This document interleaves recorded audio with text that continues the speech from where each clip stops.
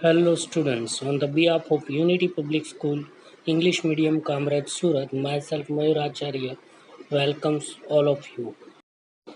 आज का ये video social science standard 6 chapter number 10 part 2 है. Let's start chapter number 10 spheres of the earth part 2. Friends, हमने देखा कि अर्थ पे टोटल 4 स्फीयर्स है, जिसमें से लिथोस्फीयर और हाइड्रोस्फीयर के बारे में हमने पार्ट 1 में देखा. आज बात करते हैं थर्ड स्फीयर की, एटमॉस्फेयर.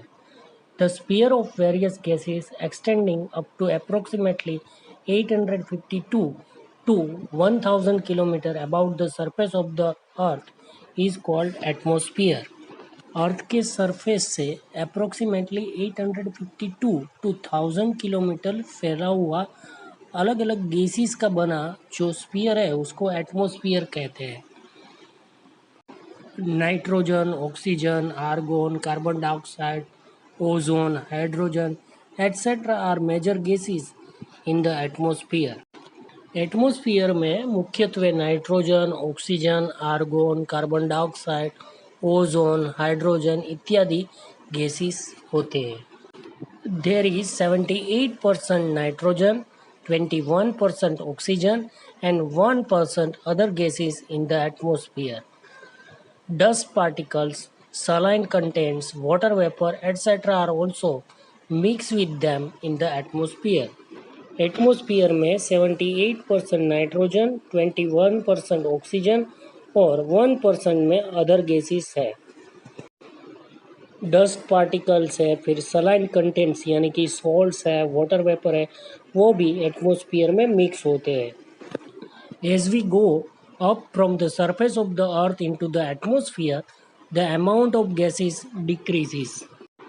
जैसे ही हम एटमॉस्फेयर में ऊपर की ओर जाते हैं तो डिफरेंट गैसेस की जो मात्रा है वो कम होती जाती है. इसीलिए जो पर्वतारोहक है यानी कि जो माउंटेनियर्स है वो अपने साथ ऑक्सीजन बोतल कैरी करते हैं. The ozone gas, which is scanty in proportion in the atmosphere, absorbs the ultraviolet sun rays and protects us from their harmful effects. Atmosphere में ओजोन गैस बहुत कम मात्रा में होता है, लेकिन वो सन रेज में जो अल्ट्रावायलेट रेज होते हैं उसको एब्जॉर्ब करके हमें ये अल्ट्रावायलेट सन रेज की हार्मफुल इफेक्ट है उससे प्रोटेक्ट करता है. The dust particles in the atmosphere spread sunlight in all direction. Atmosphere में जो डस्ट पार्टिकल्स होते हैं उसके कारण ही सनलाइट है वो ऑल डायरेक्शन में स्प्रेड होती है. We can hear any sound only due to atmosphere. Radio and television transmission are possible due to atmosphere.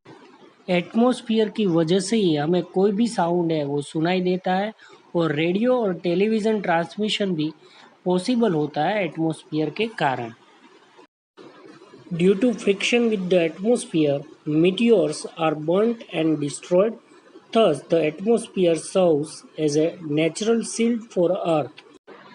जब कोई मीटियोर्स यानी कि उल्कापिंड एटमॉस्फेयर में एंटर होता है तो एटमॉस्फेयर के साथ फ्रिक्शन की वजह से वो जल जाता है और डिस्ट्रॉय हो जाता है. इस तरीके से एटमॉस्फेयर हमारे अर्थ के लिए एक नेचुरल रक्षा कवच का काम करता है. अब बात करते हैं फोर्थ स्फीयर की, वो है biosphere. The region where living organisms in lithosphere, hydrosphere and atmosphere exist is called the biosphere. Lithosphere, hydrosphere और एटमॉस्फेयर का ऐसा रीजन जहाँ पे लिविंग ऑर्गेनिज्म रहते हैं उसे बायोस्फीयर कहते हैं. In the solar system the biosphere exist only on the earth. पूरे सोलर सिस्टम में बायोस्फीयर है वो सिर्फ अर्थ पे ही है. The biosphere consist of human beings, other animals, vegetation and smaller insects. All living organism जैसे कि ह्यूमन बींग्स है, अदर एनिमल्स है, वेजिटेशन यानी कि प्लांट्स है और स्मॉलर इंसेक्ट्स है, सबका समावेश बायोस्फीयर में होता है. Human life is dependent on the biosphere. Human life है वो बायोस्फीयर पे डिपेंडेंट है. Here this chapter is completed.